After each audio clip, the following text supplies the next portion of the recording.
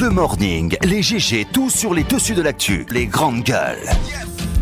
Parler beaucoup, manger l'argent, voyager beaucoup seulement.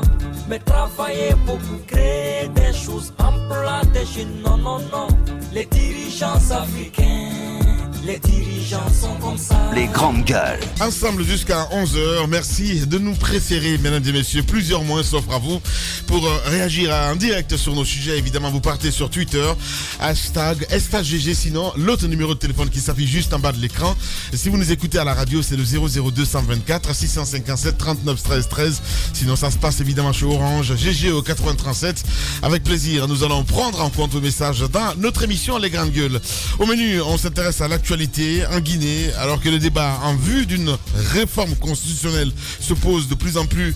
Les masques tombent, des voix s'élèvent pour s'exprimer clairement en faveur d'un troisième mandat pour l'actuel locataire du palais, Sékou Touréa. Les regards restent rivés sur la nouvelle CENI. Et que doit-on dire? À quel moment elle sera à même d'organiser les prochaines élections législatives? Toutefois, une récente sortie sur nos antennes de l'ex-directeur des opérations de la CENI accusait la présidence de la République d'avoir désigné les deux représentants de la société civile au sein du nouvel organe en charge des élections en Guinée. Que répond-il à cette accusation? Quel regard porte-t-il sur la situation sociopolitique du pays? Dans Sakuroma, président du CNOSC, il sera avec nous dans ce studio. D'autres sujets évidemment viendront s'ajouter à tout ceci pour votre plus grand bonheur, avec tous les chroniqueurs avec nous dans ce studio. Bonjour mon cher Abaka Diallo. Bonjour Lamine, bonjour à tous. Ça va? Ça va très bien. Bien. Ouais. Bonjour, mon cher Roby. Bonjour. Tout en noir, son joli, c'est pas bon. Hein? C'est le deuil. Ouais. Ce que le je deuil dis, administratif. Dès qu'il m'a trouvé dans ça, j'ai dit, mais aujourd'hui, ça s'annonce pas bien. Ouais, c'est le deuil tout en noir. C'est le deuil administratif avec le retour de vieux crocodiles comme Kao Carré, Madame Camara dans l'administration. Bien. Le président de la République ne va jamais cesser de nous étonner. Bonjour, Mafoudia Bango. Bonjour Lamine, bonjour à tous. Roby toujours. Et puis ce manque de courant qui devient récurrent aussi. Bonjour, mon cher Tamba. Bonjour. Hein? Bonjour Lamine, bonjour à tous. Bonjour, bon réveil. Merci. Oui, on parle évidemment de ce sujet ce matin. Absolument. Kao Carré, ça te démange un petit peu. Ah ouais, ça me démange beaucoup parce que je pense qu'on a mal fait de se moquer de lui il y a au moins 2-3 mois, parce que lorsqu'il était venu se mettre à genoux sur le mur de notre lamentation en dépeignant sa nouvelle situation, ne pouvant pas payer ses loyers, se présentant comme le cadre modèle, celui qui avait laissé le gratin dans la marmite au niveau du ministère de l'Éducation. On a vite fait de se moquer de lui, mais là, il revient en grâce. Et je vous dis que ce sera terrible parce que ce sera fatal. Le président de la République lui a donné l'occasion de se rattraper. C'est une séance de rattrapage économique. Non. C'est trop facile. Laisse-moi. On va le laisser continuer. Vous pensez Vous pensez qu'un président du conseil d'administration, il aura des fonds à gérer tous les jours? Quand même. Non, mais c'est pas possible. Un président de CA, c'est à l'occasion de quelques réunions, des réunions d'orientation stratégique de l'organe qui est piloté par un directeur général. Ce n'est pas possible. Toi, tu es toujours dans l'éthique, etc. Normalement, c'est comme ça que ça se passe. Sauf qu'on est en Guinée. Les conseils d'administration, on sait très bien à quoi ça sert. Les directeurs des différents EPIC ou les directeurs qui gèrent des organisations qui ont à leur trousse les conseils d'administration, on sait très bien qu'ils sont obligés de les graisser parce que tout simplement, vous êtes menacés à chaque fois d'une réunion de conseil d'administration pour décider de votre sort. Normalement, ce que tu es en train de dire, c'est comme ça que ça se passe. Moi, je veux dire que la reddition des comptes dans ce pays n'est pas... Tant que la reddition des comptes n'est pas un fait dans ce pays, la corruption ne va pas s'arrêter, la gabegie financière ne va pas s'arrêter, et tout le monde au sein de l'administration doivent s'assurer que la technique avec le professeur Alpha Condé, c'est que lorsqu'il vous démet de votre poste, faites juste profil bas.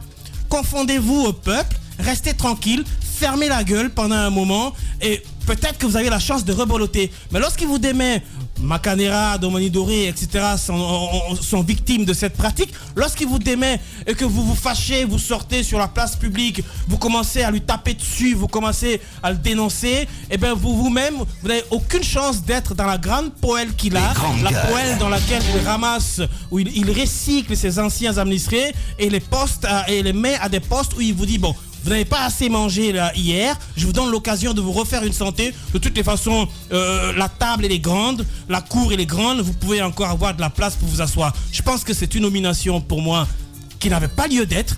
Ils auraient pu être à des postes de d'autres responsabilités, mais là, venir à des postes aussi stratégiques comme PCA, d'un EPIC quand même qui est censé participer de manière forte à notre économie, on n'en a pas encore fini. Allez-y, non, parce que Dame Silla a du merci Roby. Merci beaucoup. On le reconnaît, c'est Les grandes gueules.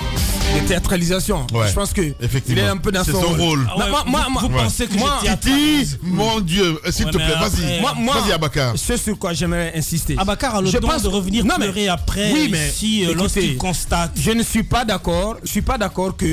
Qu'on dise qu'on a ramené Kaokare pour qu'il se retrouve à nouveau autour de la grande mangeoire, pour qu'il puisse... Mais il est où? Attendez quand même, Roby, vous avez tout le temps de poser votre raisonnement, laissez-nous faire autant. Mais justement, le problème c'est que vous êtes sur la même chose. J'ai dit que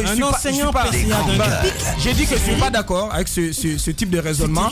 Si le président de la République, il est de son pouvoir discrétionnaire à un moment donné de se débarrasser d'un cadre, de le déplacer, de le reprendre comme il veut. Je conviens avec une grande partie de l'opinion qui estime que le président de la République, depuis qu'il est au pouvoir, est dans le recyclage permanent des cadres. Il démet des cadres de leurs fonctions au gouvernement, après il le reprend dans d'autres structures et de plus en plus... C'est quoi la raison? Attendez, de plus en plus, on est en train d'observer, d'assister à cela, le retour en grâce d'anciens ministres au sein des conseils d'administration. Vous vous rappelez le cas de Dame Sanaba et de monsieur Loa, l'ancien ministre de la Pêche, qui sont au niveau du conseil d'administration de la Banque centrale. Et donc, il donne la possibilité à d'autres anciens collaborateurs au sein du gouvernement, notamment Kaokare et d'autres, de revenir, de rebondir, mais au sein d'une nouvelle entité en termes de conseil d'administration. Donc, il y a Kaokare qui est PCA, il y a Oumou Kamara qui arrive comme membre de ce conseil d'administration, sans oublier aussi M. Jean-René Kamara, anciennement ministre des Pêches. Donc tous les trois sont anciens ministres, donc ils se retrouvent au sein de ce conseil d'administration. Moi je voulais insister sur, moi je n'ai rien contre la personne de Kaokare. Si le président, je ne crois pas aussi, c'est mon point de vue, qu'il a été enlevé du gouvernement pour défaut de résultats. Je ne crois pas du tout à cela et je considère, et pour ma part, qu'il est nettement meilleur à celui qui l'a remplacé. Il en est de même pour Damantan. Ce n'est pas par défaut de résultats que le président les a débarqués du gouvernement. Vous ne pouvez pas me le dire. Vous ne pouvez pas dire que Damantan ou Kaokare ont été évincés du gouvernement par défaut de résultats. C'était des ministres qui portaient des réformes et qui donc obtenaient des résultats. C'est parce qu'à un moment donné, il fallait les sacrifier à cause de la grève qui avait pratiquement agenouillé le gouvernement, mais ce n'était pas, pour ma part, c'était pas par défaut de résultats. Mais je voulais souligner quelques anomalies, notamment en ce qui concerne Dame Oumou Kamara, ancienne ministre des TP, et M. Jean-René Kamara. Mais je ne crois pas. Certainement, on va demander aux juristes de se prononcer là-dessus. Je ne crois pas que leur nomination soit conforme au statut de la LONASEA. Parce que le statut prévoit un certain nombre de représentants venant notamment du ministère de l'Éducation, sauf si on nous dit que M. Kaokare, par exemple, est représentant au sein de ce PCA, de ce nouveau CA plutôt, sauf si on nous dit que M. Kaokare vient dans ce CA en tant que représentant du ministère de l'Éducation. Oui. Deuxièmement, normalement, on a un représentant du ministère des Sports, et je crois qu'il a été nommé, et d'autres entités.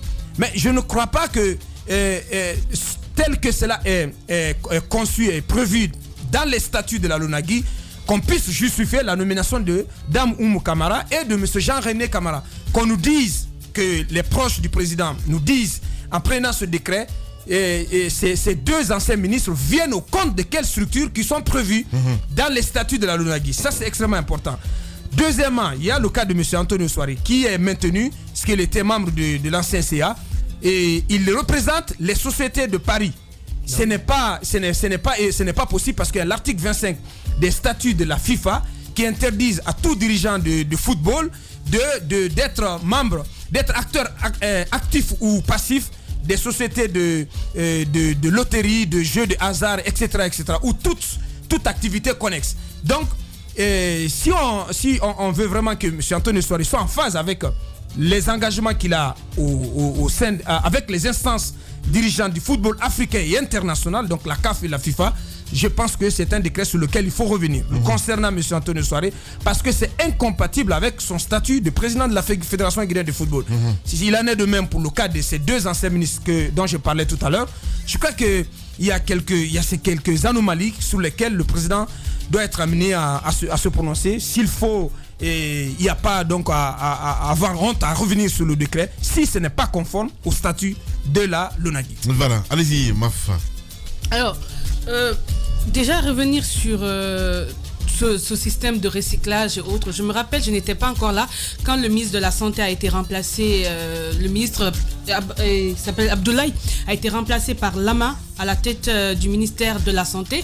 J'étais là, je me disais, mais d'accord, un ministre aussi compétent que celui qui quitte, qu'est-ce qu'il va faire?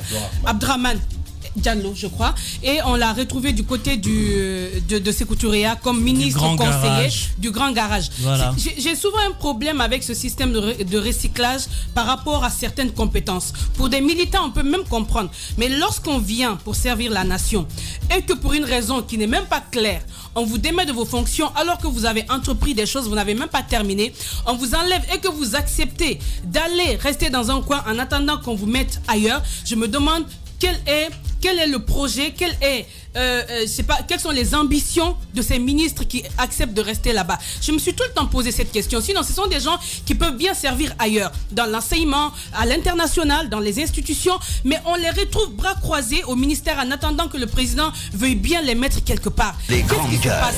Je ne comprends pas. Maintenant, avec K.O. Carré, ce que je suis en train de voir avec la LONAGUI, c'est, je me pose même la question, est-ce que c'était pas fait à dessein?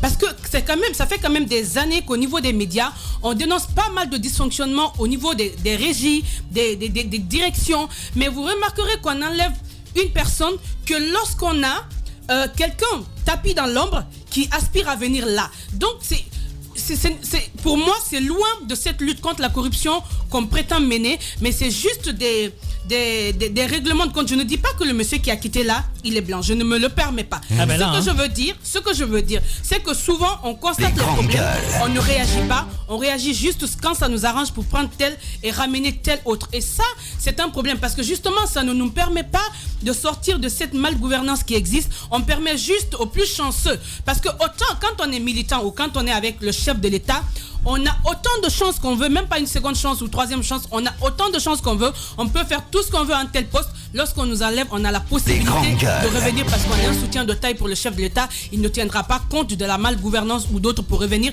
Sinon, je ne comprends pas que K.O. Carré puisse revenir là. Il y a pas mal de choses qui ont été dites de ce côté. Ce qu'on voudrait, moi j'y tiens souvent.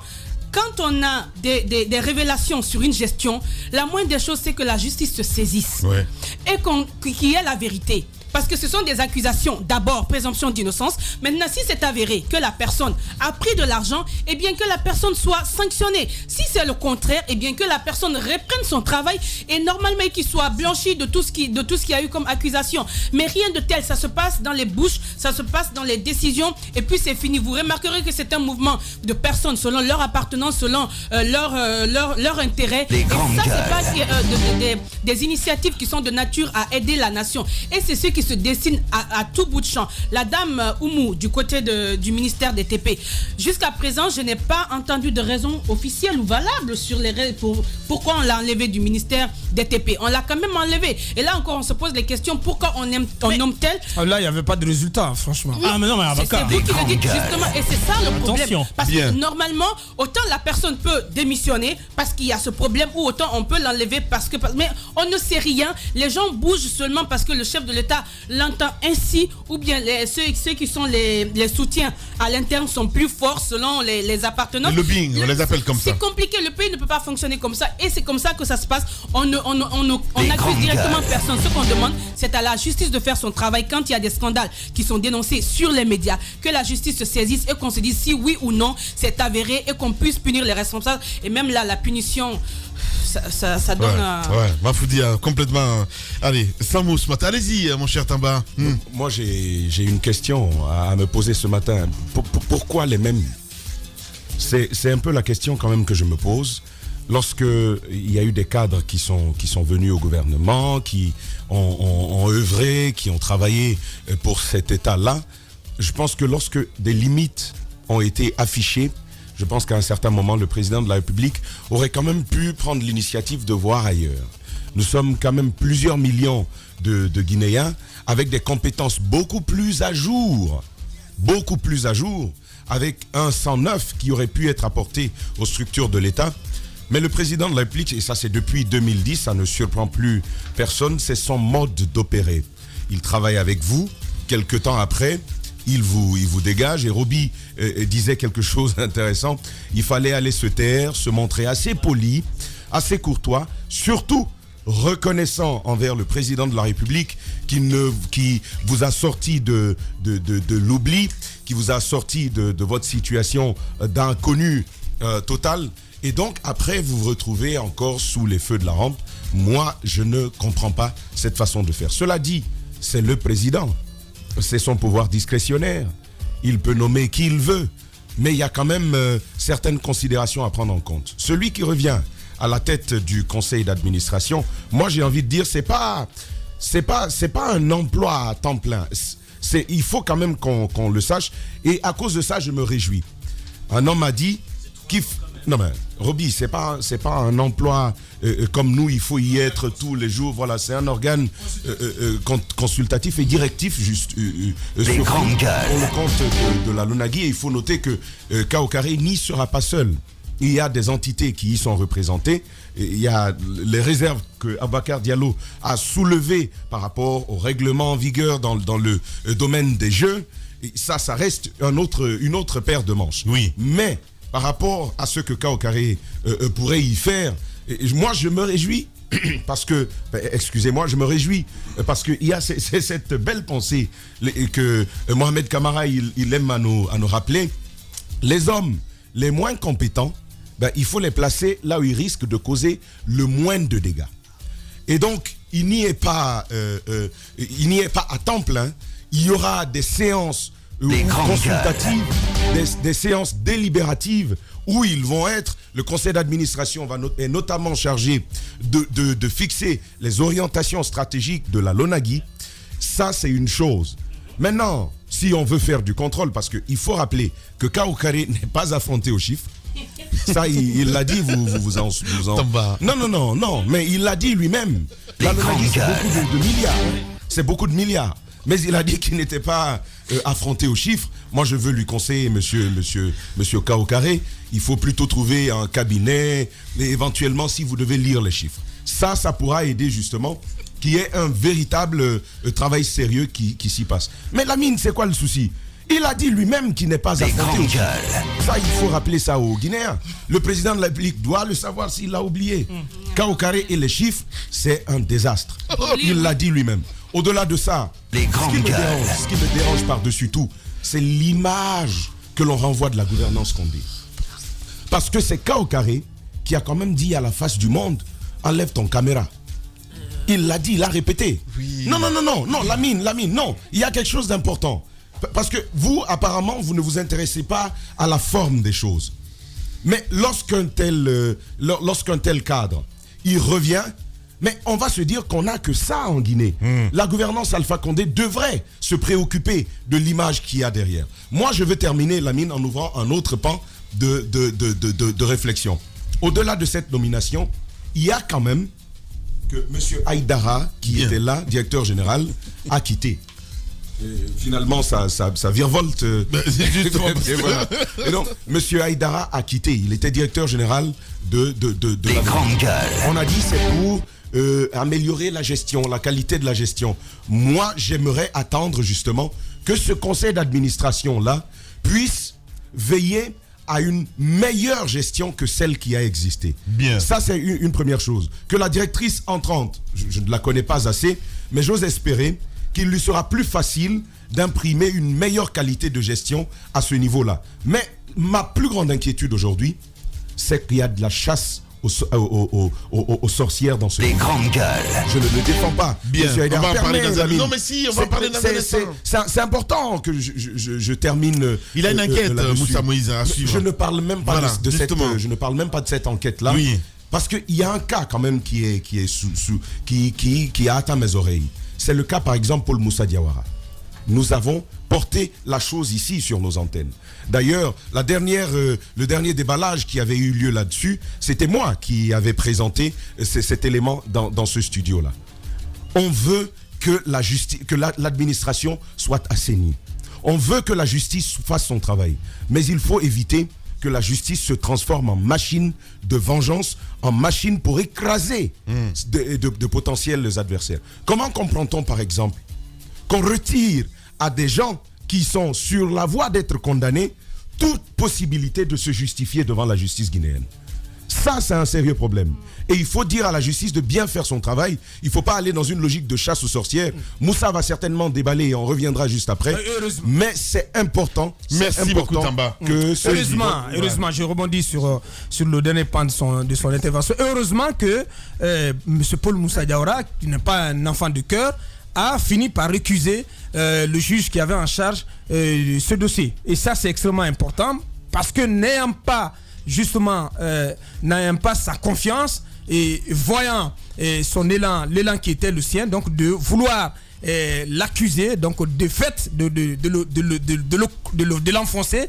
Donc M. Paul Moussa Diawara et ses avocats ont pris la responsabilité de le recuser. Donc heureusement que cela est intervenu, donc il n'en sera pas ainsi. Moi je voulais terminer là-dessus sur le cadre de ce conseil d'administration pour espérer tout simplement que ce conseil va pouvoir en tout cas mettre en place une stratégie harmonieuse de collaboration avec la nouvelle direction qui est mise en place. Parce qu'on a M. Haïdara qui a été dégommé. Les grandes gueules.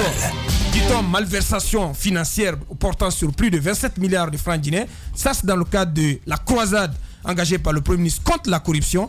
Il est attendu qu'il se défende. Tamba l'a souligné. Il a déposé, et j'ai eu l'agent judiciaire de l'État qui m'a dit, il a déposé un carton de dossiers, d'éléments à sa décharge. Ouais. Donc, la commission est en train d'examiner cela pour savoir est-ce qu'il faut engager une poursuite définitive contre M. Haïdara ou pas. Donc, on attendra de savoir cela. Mais il faut faire en sorte que parce que ce conseil d'administration quand même est truffé d'anciens ministres qui ont déjà géré et donc qui ont leur façon de gérer. Il faut espérer qu'ils ne viennent pas quand même empêcher la nouvelle direction de prendre des initiatives, de pouvoir fonctionner et de mettre en œuvre des réformes. Parce que ce qu'on attend de la nouvelle directrice, Dame Aminata Sylla, c'est qu'il y ait des réformes, mais qu'il y ait aussi des résultats en termes de sécurisation des recettes. Parce que son prédécesseur est parti pour cause de, dit-on, parce qu'on reste prudent là-dessus, de malversation, de mauvaise gestion justement de l'argent qui rentre dans la Lonagui. Et on sait que beaucoup de ressources entrent au niveau de la Lonagui. Il faut être assez prudent là-dessus pour faire une bonne gestion pour que c'est tout l'argent qui rentre, en tout cas ce qui est destiné au trésor public, aille réellement au trésor public. Donc la nouvelle directrice, on ne la connaît pas, comme il l'a dit, elle était à la présidence conseillère en charge du secteur privé. Il faut espérer qu'elle puisse trouver une compatibilité d'action avec le nouvel organe qui a été mis en place, le conseil d'administration, pour qu'il y ait vraiment les résultats escomptés. Voilà. Allez, Roby, en une minute, s'il te plaît. En une minute, sauf qu'à ce niveau-là, il y a choc de génération, il y a choc de culture, et il y a tout ce que tu peux imaginer. Le conseil d'administration est important. Faut pas lésiner là-dessus, parce que le conseil d'administration a 3 rôles principaux. Je me suis amusé un peu à regarder. Il opère des choix stratégiques de l'entreprise. Il gère toutes les questions nécessaires au bon fonctionnement. Toutes les questions nécessaires. Oui, on a compris. Toutes les questions, d'accord, au bon fonctionnement de l'entreprise. Il contrôle et vérifie tous les points qu'il estime devoir surveiller. Alors, dites-moi, partant de ces 3 points, d'abord le background, je pose un gros point d'interrogation. La capacité managériale, je pose un gros point d'interrogation. Le bilan de gestion intérieure, je pose un gros point d'interrogation. Parachuté PCA, remplit-il tous ses rôles? Moi je pense qu'il y aura un véritable problème, il y aura un véritable choc au niveau de la Lonagui, parce que la dame Silla, certes, on ne la connaît pas, mais je ne vais pas m'apesantir sur sa jeunesse, mais je sais que du point de vue de son âge et de ses fonctions, elle est très actuelle par rapport à toute cette vieille garde remplie de vieux briscards qu'on a mis sur elle. Ça fait longtemps elle va à la présidence. Ah oui, voilà, justement, ça fait très longtemps. Ouais. Donc elle est quand même. Elle est un peu comme Olivia Pope dans la série Scandale. C'est ça. Et donc, pour définir un petit peu en fait. Et donc voyez-vous, voilà, oui. voyez-vous ce à quoi. Oui. Non mais attendez. Allez. Radio Espace, les grandes gueules. Leur spécialité, c'est la démesure totale. Tant qu'ils ne changeront pas, nous ne changerons pas non plus. Les grandes gueules, à suivre tous les jours sur la radio d'opinion. Radio Espace.